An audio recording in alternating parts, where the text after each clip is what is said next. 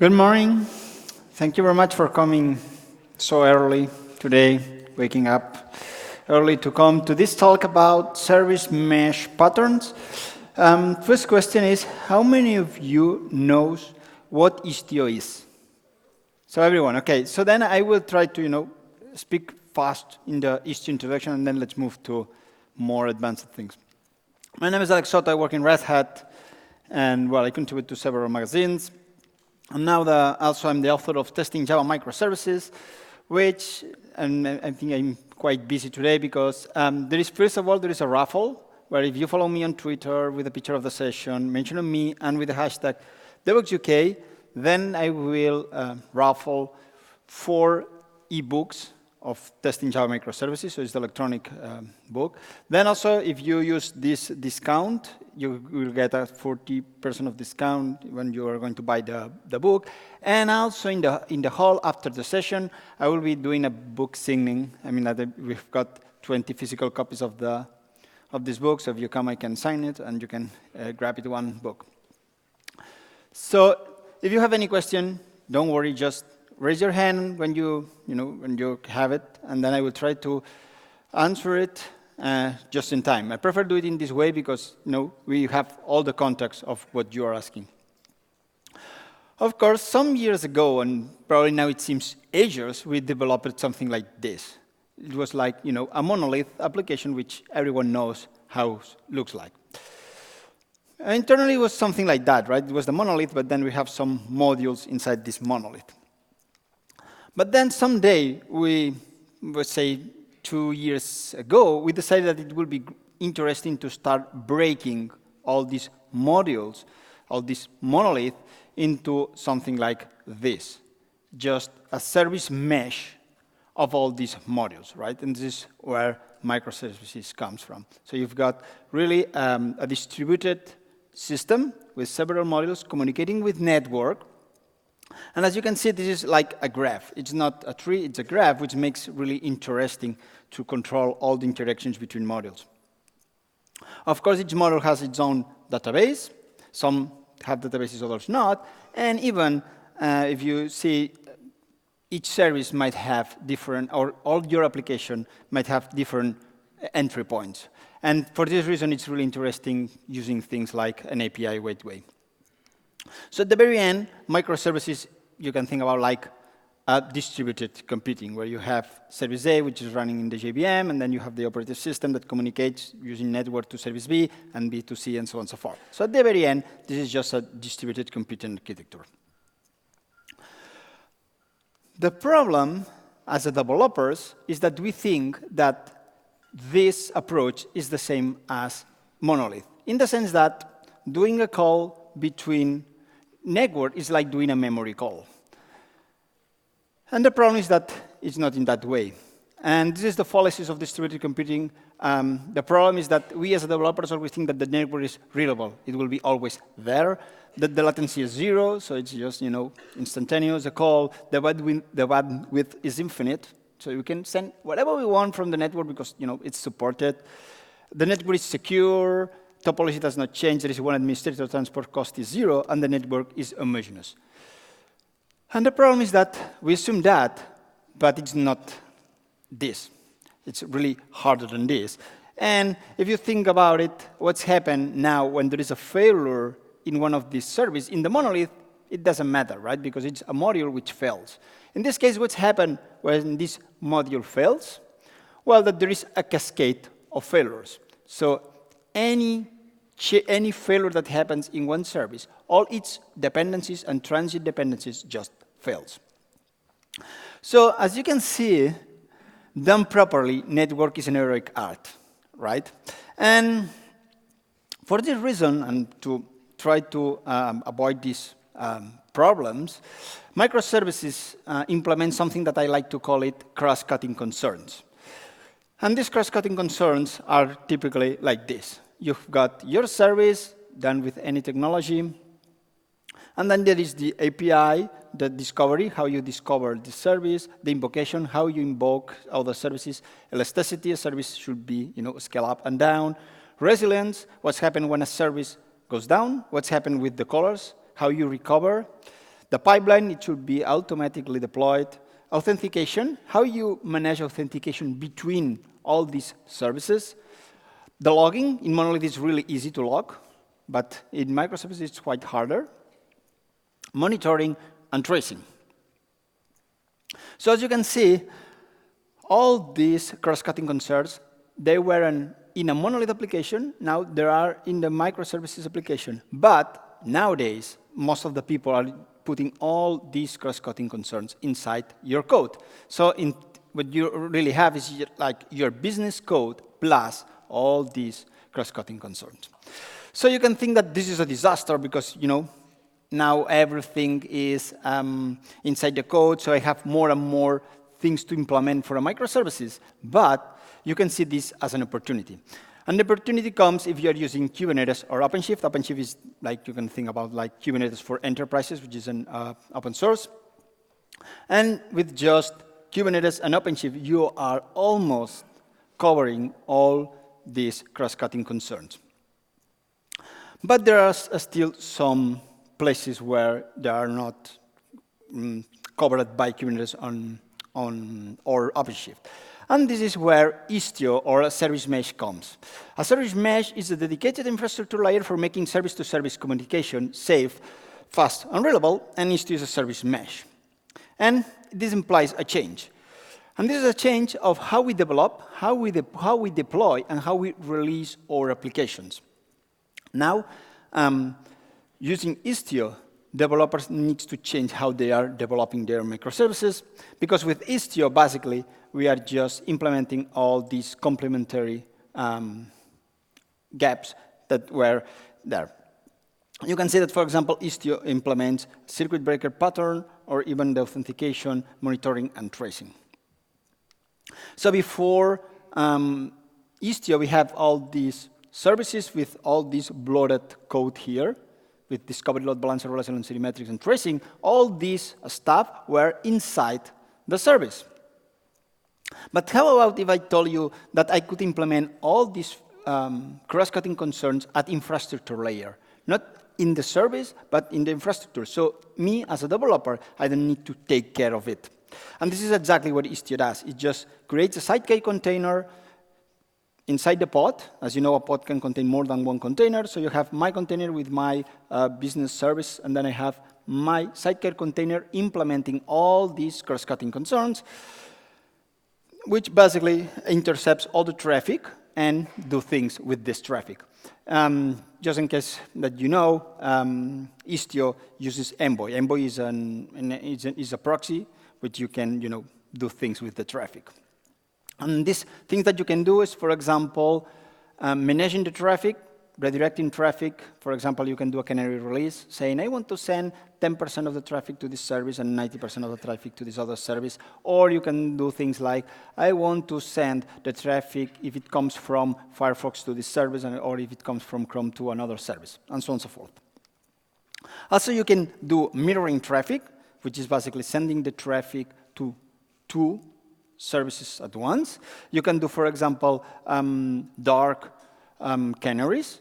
You say, OK, all the people that has this range of IPs goes to this service, and the other ones goes to another service. This is a dark canary.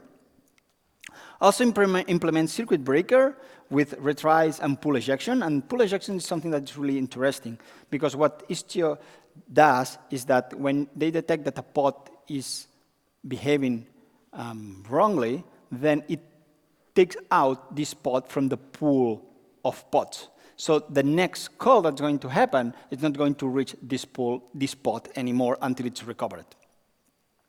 Also implements chaos engineering or chaos testing, so you can just say, OK, let's see what's happened if I add a delay of 1 second to this service, or a percentage of errors, and so on and so forth. Just one thing about chaos testing. If you are not really sure what you're going to do, please don't do it. And I said this because I talked with a customer. They said, hey, we are doing chaos testing, not with Istio, but they are doing chaos testing. I said, oh, yes, yeah, we're doing chaos testing. And what is your experience? And tell, wow, really bad. Yo, yes, yeah. and why? And they told me, yes, because you know what was the first test that we did? I don't know. And they told me, we just kill all the cluster. And I said, yeah, and what happened? No customer could access to our system. Really? I didn't know that if you kill all your cluster, you're, cutting all the access to all your customers to your system. So I know that it sounds stupid, but it's really important to, first of all, teach very well about chaos testing. Start with a simple chaos. And the third and most important thing is make it visible that you're going to do this experiment. Because if not, then all your operation guys will start seeing crazy errors without any sense, and it's because you are doing some chaos testing. So it's important to communicate to all the team and all the organization saying, look, this day, at this time, we're going to start doing some kind of chaos testing. Also, one of the really interesting things of Istio and why people is adopting Istio, at least from the point of view of Red Hat clients, is the security. Istio implements black-white lists, so you can define which service can talk with what service. Implements an airbag system. It integrates really well with GWT. It implements MTLS.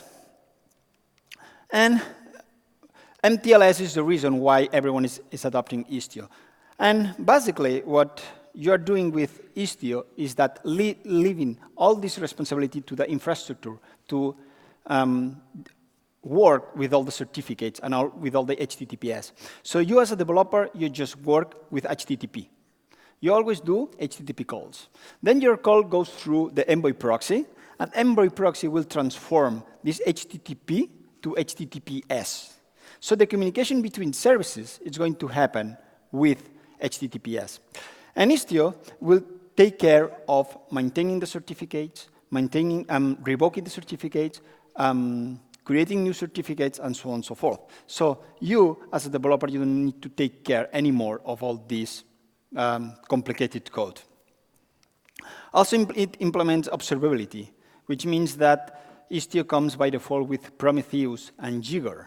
So it's a tracer and monitoring tool. So you just put Istio, and you have there a Prometheus, which automatically receives all the traffic from all your services. And now it's time for a demo. And usually people, or if you have gone to any Istio talk, they just show you a canary release, right? 90%, 10%, a blue-green deployment, and then maybe, I don't know, some kind of retrace, and that's all. But now here in this talk, I'm going to show you more advanced things that you can do with Istio. So let's see it in action. I've got here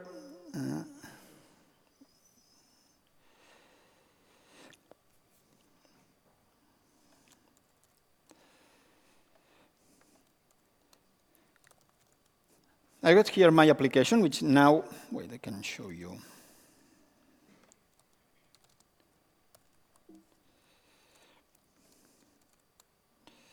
You see that I have a customer, a preference, recommendation v1, and recommendation v2. And it's important to notice that in the ready I have 2, right? This means that there are 2 containers inside this pod. One container is the Istio proxy, and the other one is the service itself. Then, if I do a call, of course, what I get is that I get a v. No, maybe it's better. I've got v1, v2, v1, v2, v1, v2 all the time, right? Because by default, Istio just do a round robin.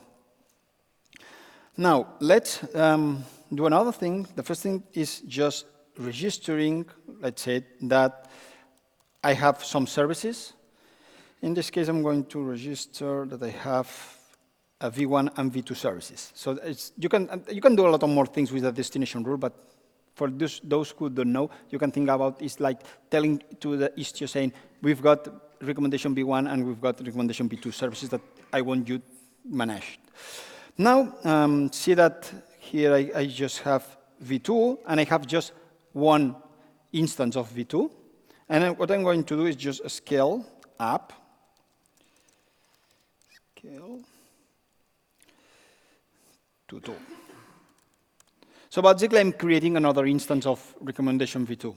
So now, if you can see here, I have v1, one instance, v2, one instance, and now sooner than later. Now, I've got also another instance of v2. Basically, this is the typical case, right? You usually have more than one instance of each pod.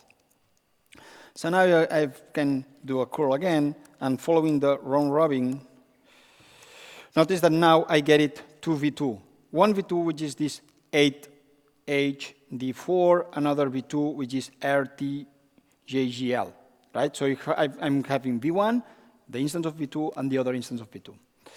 But now I'm going, for example, to this one.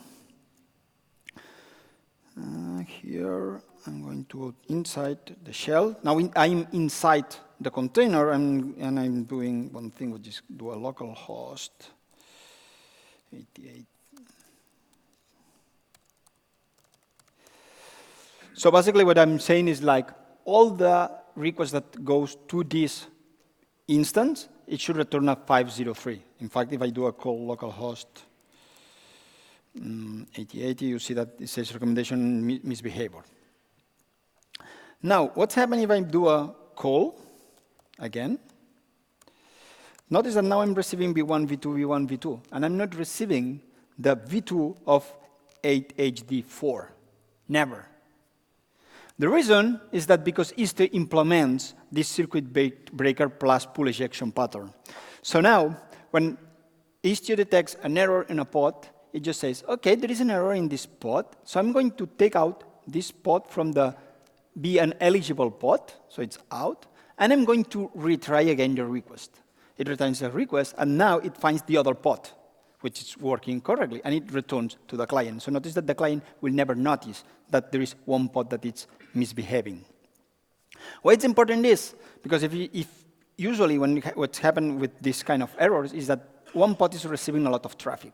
So what you want to do is just take out this pod, leave it there alone, like 10 seconds. Let's wait if he finishes all the work that needs to be done, and then this pod is automatically added again to the pool of pods. So, you know, it's a really nice pattern to use with Istio. And now I can just go here again. I can do a call localhost 8080 behave. Now it returns 200 again, and now if I'm going here and I do a call, I'm getting again v1, v2, v2, v1, v2, v2. Right? So when the pod is recovered, it's added automatically inside this pool of pods, and then any other request can reach this pod. Let me scale down again. Now let's do another thing. Let's do a mirroring traffic. Mirroring traffic is one of the really testing technique that you can use with Istio, and it's a pattern which basically sends the request to two instances, okay, but only one response is the one who is sent back to the client. The other response is ignored. So you're doing a find and forget request. And why this is important to use, when you have, for example, v1 and v2, v1 is the stable version, and you want to test what's happened with the v2. You have deployed v2, but you want to know if everything is going to work as expected. Or you want to do some kind of performance measurements. Then what you are doing is a mirroring traffic.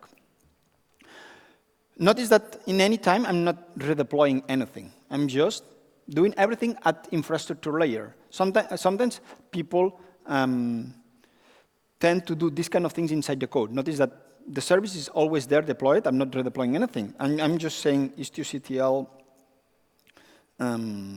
create -f virtual service v1, v2. So I'm just apply this Kubernetes resource, and now let me okay, this one. See here, there is a counter. It's 7, 8, 9, 10, 11. This is a counter that every request that it receives, it's just incremented. So this is the V2. This is the log of V2. Now I'm just going here. I do a curl.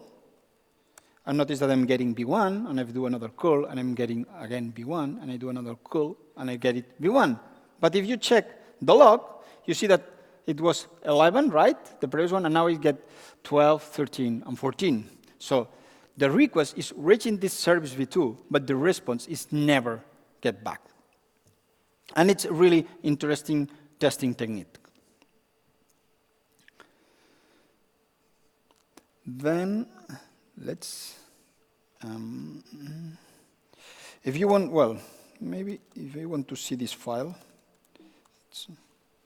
you'll see that at the end everything it's the same in Istio, but notice that I'm just saying that I have a host, a service called recommendation, and then what I want to do is just send all the traffic to version V1 of recommendation service, and I'm mirroring the traffic to version 2. So with just this simple Kubernetes results file, I can do this mirroring traffic. Let me now clean everything. Now I'm just cleaning all the resources. And let's do another interesting demo with this with JWT. Probably if you are in the microservices, you're using JWT or JOT. In theory, it should be called JOT, but everyone calls JWT. And basically, it's a token for security matters, right? So usually when you get this token in your service, what you do is just verify, right? So that nobody has changed anything. Then you open the token, grab some claims, and you get usually some kind of roles-based system with these claims. And this is something that you put it inside your code. But notice that this is something that it's an infrastructure thing. It's not a service thing. It's more like a security infrastructure. So let's see how this is solved in Istio. The first thing that you need to do is just tell Istio that you want to enable JWT. And this is in user thing in JWT. OK, I've just created this. And now notice what's happened when I do a curl. Origin authentication failed. What's happening is that saying, you tell me that I need to expect a JWT token, which must be valid. But you are not sending me any token. So I'm just saying, OK, authentication failed because there is no token. But notice that I've not redeployed anything. It's not inside my business code. It's on the infrastructure layer. Next thing that I want to do is enable airbag. So I want to create a role-based access control. So I can do an istio.ctl. Create transition, enable airbag. Now I'm just saying, OK, I want to, well, I can show you.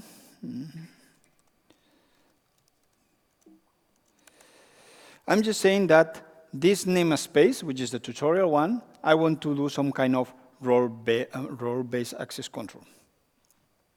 The other thing is like putting how I want to map the GW token to this airbag. And I just do this.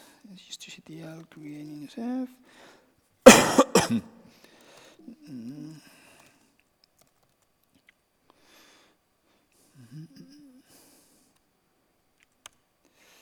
I can even show you this file. I'm just saying the customer service when the method is gate, this is one of the rules, and then the other rule is that any user that comes with my JWT token, which is auth, JWT token, from the claims of the JWT token role, this role should be customer. So what it's going to do automatically, Istio, is just take the token, validate that it's valid. If it has not been modified, then go to this claim, take out the role claim, which is customer, and compare if the customer role is and compare if you are trying to reach customer, if the role is customer. And if not, it's going to just send forbidden code. Again, if I do now a call without any token, you see that the token failed. But I'm going to put token here. This is a token that I've on there, which is it's public, and then I can do a call -h authentication, and notice that I'm putting barrier and putting the token. So this is the token that I get it. So now I do a call, and of course I reach the service. So if I'm putting there a token which is valid with this role, then everything is fine. If you want to see that really works, or you can do a token. This is the token. And no, I don't know. I think that is this side. Yeah. I'm going to this debugger. And see here that there is a role called customer.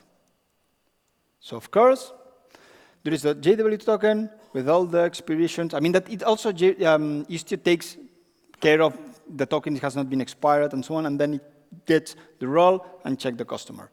Then if I do something like token equal XXX, and I do a call again with this XXX, I'm getting an original authentication fail because this is not a valid JWT token. Okay, let's go to the last demo. Last demo is one thing that we use a lot in Red Hat, which is called future promotion. Future promotion, we're going to see it there in the slides, is like that you have you have one service with several versions of this service, but the first service is stable, the second one is, for example, beta, and the other one is alpha. And then you just allow the user to choose his confidence on your system. So there are users that want to try alpha, then they configure, I want to use the alpha services. And then automatically all the traffic goes through this alpha service. And then others say, but I want to go to beta. Then all the traffic automatically, configured by the user, goes to this beta. And one of the great things about future promotion is that, for example, if I configure that I want to reach the alpha service, but there is no alpha service, then it goes automatically up and goes to the beta service. So let's say that in this future promotion, you're always as risk as you want. Let's deploy a new service.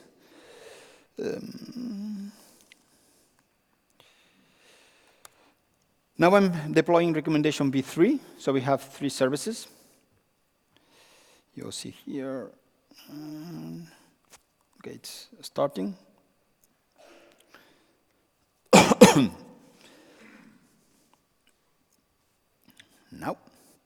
Now I need to configure Istio to say now there is no B1 and B2. Now there is B1, B2, and B3.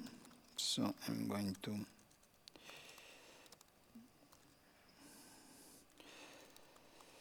this one. So now I create.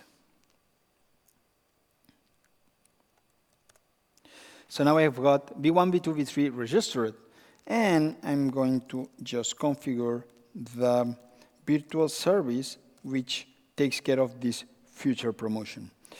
I think that it's virtual service promotion B1, B2, B3. Since maybe it's something strange for you, I'm going to show you.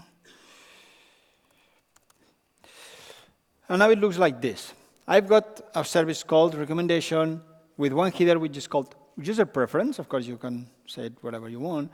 And I'm using a prefix. So it says if the prefix is 123, then goes to version v3. If the service is 12, then go to v2. And if it's nothing, then go to v1. Notice that it's really important, this prefix thing, and in this order. Because what's happened if I'm an alpha user, so my prefix is 123, and now there is no alpha, there is a beta. Since there is no 123, then 1.2 is still a valid tag for an alpha because it will send 123, but it's still a 1.2, right? So then it will send the traffic automatically to 1.2. So all this management traffic, all this future promotion is managed by Istio itself. So for example, now I can do a call -h, user preference 123. And I'm getting all the time the v3, but now if I go to user preference and I do a 1.2, I'm getting the v2 all the time. So each user, depending on his preference, goes through one service or another one.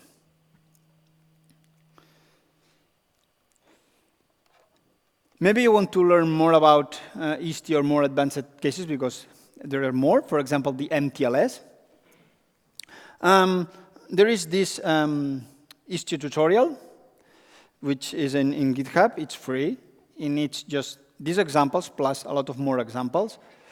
There is also a cheat sheet, so you can just grab it and check how everything is done. And then there is also a book which has been updated to Istio 1.1 recently, which is, I don't know, Istio Service Mesh, where you can download it for free in developers.redhat.com. It's written by Soto. But again, we can do more and more, right? We've seen future graduation. This is how OpenShift.io looks like. We had this screen in our user preferences, where the user can choose if they want to use internal experimental features, beta features, or production-only features. So they have this ready button, they choose, and then depending on this change, the header is sent a different number. And depending on this number, they get some version or another version. So as I said, we have service v1, v2, v3, experimental beta and production with the user preference. And since 1.2 is like a prefix, when this changes, both experimental and beta levels goes to this beta level. We can do more things. One of the questions that I always get is, what's happening if I'm doing a mirroring traffic? So the requests are 2, but there is a database in the service. Then you have a state. So it means that you will get 2 requests, and you will try to do 2 inserts. And this is a problem. The first problem is that you can have duplicated, but another problem is that you can get constraint violations. So it's something that probably you don't want to get it. So one of the solutions that I really like is this virtualizing test cluster database. And to do it, we just have service VB1 and service VB2, and notice that by default, Istio just append this shadow to the host field. So you really know that this request comes from mirroring traffic. Then service v1 goes to production database, as usually, but service v2 does another thing. And this other thing is like creating a virtual DB.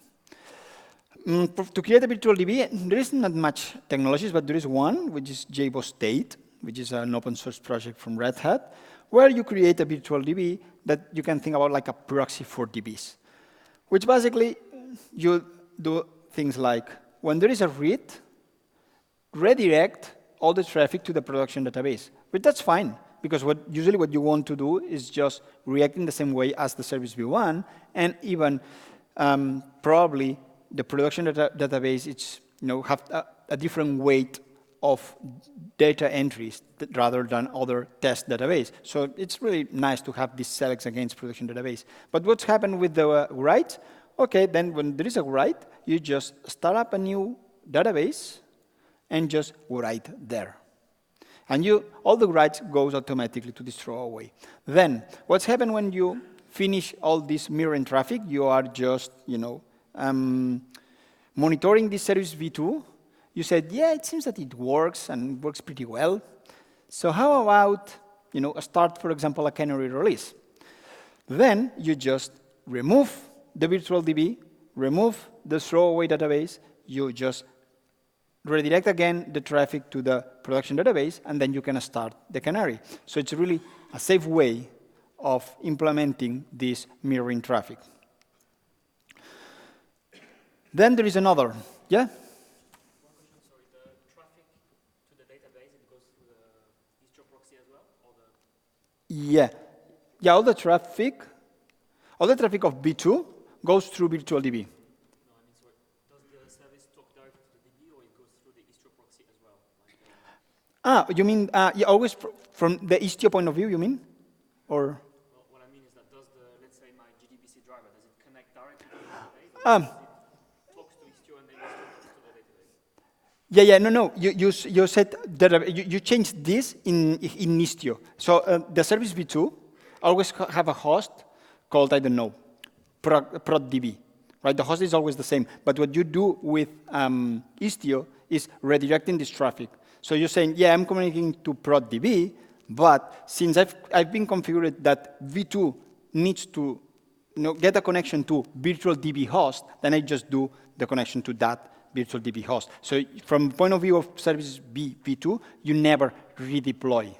It's always this service, and then you just play with these two rules to just move this line through both of them. I mean that you can also, if you want, you could, because at the end this virtual DB has a host name. So if you feel, yeah, but I don't want to do it in this way, I mean I prefer to have more control, then you could change the Kubernetes config map. This will fire a new redeployment of the same service, but with the new property, and then, yeah, you can do it in both ways. So another problem that usually people see with mirroring traffic or in general is that, okay, I'm sending the request, then I'm getting a response, and the response of v2 is just ignored. But what's happened if I change the response of v2? So I have, for example, name, and now in v2, the field is called full name, right? You are just ignoring the response, you're just monitoring your service, and then you say, yeah, the service works pretty well, let's start the canary. You start the canary, and everything starts failing. Because you just changed the object that you are sending back to the other object. And to avoid these problems, there is one technique which is called tab compare. There are several tools that implement tab compare, which, as you might expect, is just finding the difference between documents and then just noticing it. And what I'm going to introduce here is Differentiate. Differentiate is a tool that we are working in Red Hat. And one of the great things about, I mean, that probably if you are in tab compare, you are using Diffie, which is from Twitter.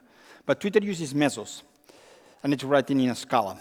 So I mean that it's weight in the sense that you need to put if you put JVM inside the container and so on, you're putting a heavy container for just checking differences. Differences is writing in Go, and one of the great things about Differentiate is that it connects automatically to Prometheus. So it exposes the metrics to Prometheus. So if you're using Istio, then you just need to expose this service to Prometheus, and then you will be able to just monitor your service, and even in this monitoring, checking the backward compatibility of the responses.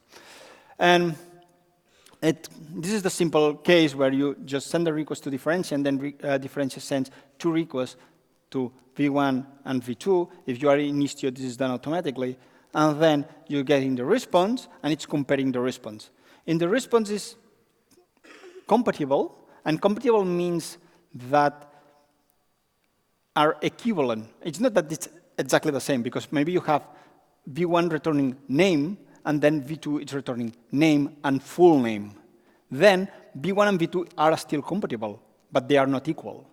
Then they will return that it's OK, and then it will notify to Prometheus, yes, everything it's compatible. And if not, it will notify as a failure. And of course, you can even ping differentia, and it returns a REST. It contains a REST API where you can grab some metrics from there if you don't want to use Prometheus.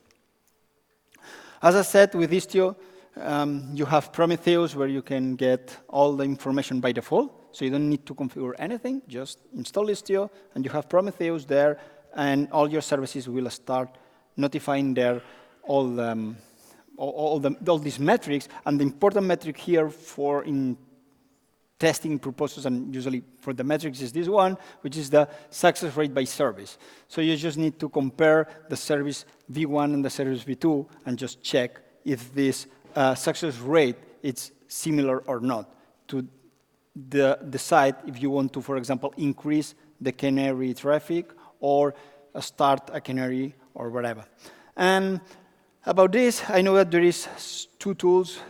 One is for Netflix, another one from, what's it called? Now I cannot remember. But they are open source where they do this kind of analysis automatically. They just have they start compare automatically all the graphs, and they say, yes, it seems that it's the same, so let's just start the canary, or let's start increasing the canary numbers. They are done automatically.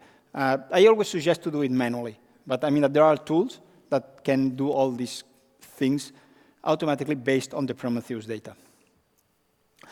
Again, it comes with Jigger, so you can trace what's happened with the request inside the mesh. Again, you don't need to do anything in your code. You just have Istio, start doing all the communication, and then you have this tracer, so you know for every request how it's traveling across all your service mesh. There is also Kiali. Kiali is an open source project that it comes in Istio 1.1. It's done in Red Hat, and basically it's it creates this graph of services, and you can see what's happening in each of the services, how the traffic goes, and so on. Even there is a button where you can see lively how the traffic is, it's just navigating through all this graph, which is pretty fun or interesting. I think that I have installed here. So of course this is a change in Istio, and it's like moving from code to infrastructure. It has some drawbacks, because usually when you do these kind of things, there is this magic, right? When it's in code, you can debug it. When it's in the infrastructure, it's magic. I mean that you can debug it, and I mean that I've done a lot of times just debugging inside the Istio proxy and see what's happening inside. But of course, it's something that you need to change. But I think that it's really interesting to use Istio and service meshes in general, because it simplifies the life of a developer. So you can focus on writing business code and just let others to check the security constraints, the MTLS, all these circuit breaker, and so on and so forth. And thank you very much. Remember that after that, it's coming serverless, which usually it's used all together with Istio. For example, if you're thinking of Knative, that's just for serverless, then Knative comes by default by Istio. And that's all. For any, I mean, we have 8 minutes, so if there is questions. And if you have any others in another time, you can just send me an email. Yeah, I mean, that you can use my email. That's not a problem. I mean, that for this reason, it's there. You have the blog or even the Twitter. Yeah.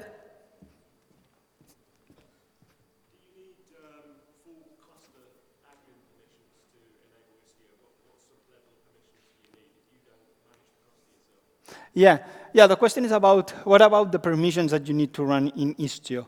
Yeah, in case of OpenShift, which is the most restrictive one, yeah, you need to add some kind of admin permissions. But if you are into OpenShift, because in Kubernetes usually it just works, but in case of OpenShift, there is Maestra. Maestra is the, let's say, is the Istio implementation. Well, it's not the implementation, but it's like Istio for OpenShift, which is, it's like, you can think it's like a fork of Istio that it's, that implements all these kind of things for OpenShift, so you don't have all these kind of problems. But yeah. Yeah? So I understand that Istio rewrites the manifest files. I was wondering how it plays with things like Helm. With Helm. The question is how this... Yeah. Which is what Helm does as well. So where in your process would you put Istio? Where in the CD pipeline? Yeah. Well, I say how I use. I'm not saying that it's the only way. Usually I use Helm, for deploying the services, but that's all. And then we just use the Istio CLI tool for doing all the other things. In fact, now we are working like a super tool that is like, a big tool for Istio that allows us to do some of these kind of things automatically. So instead of having to generate resources, we just said, do a canary release, and then it automatically do the canary release, right? But it's like a separate, let's say, pipeline between how we are using Helm and the rest. Yeah. What advice would you give versus Istio versus an API gateway? Because they kind of overlap. The Istio and? and say an API gateway. Oh, So they kind of overlap in many ways. yeah, I mean that, I would have thought like, API gateway was itself and Istio was within the mesh itself. But some of the functionality you mentioned, like the JWT token assertion, I potentially would have shoved it in the API gateway and done it up front. yeah. Well, but yeah, the question is about if I have an API gateway, how this overlaps with the Istio, right? Well, notice that in case of API gateway, probably you have in front of all your services, right? So you are securing, let's say, the front, right? With Istio, you're securing all the mesh, which is quite different, right? Because it ends up, I mean that every service that sends a JWT token will do all this process of validating the token. Yeah, to the same point, I would extend the question to say, because in Istio you have a virtual service and a gateway, right? And the virtual service, if I remember correctly, references the gateway, right? Which is an Istio gateway. Could you use something else, like COM, for example, or whatever other micro gateway as opposed to the Istio gateway? Ah. So do we lose anything in doing that? Yeah, I know that you can, I mean that you can change your front ingress. Yeah, you can change it, but I don't know. I don't think so, that you can do something like that. You can, I mean that in this case, I'm just using an static OpenID service, but I mean, I know that you can configure your OpenID to grab all the keys and so on, but I'm not sure that you can do these kind of things with Istio. But notice that in Istio, you are not securing the front, you're securing everything, all the service. Okay, now I've got here, I mean, I remember there was 4 books, so I can go here to localhost. Whoops. Okay, there is no more, just 2, okay. Here. Oh. Yeah, this is the winners. It's Rainer Frager and C.R. Mills. Well, then after a talk, if you want, I can give you the code. And if someone says, well, I've just done it, I am not here, just reach me because I have 4 codes, so I can just, if you're interested, I can give you also the discount. Thank you.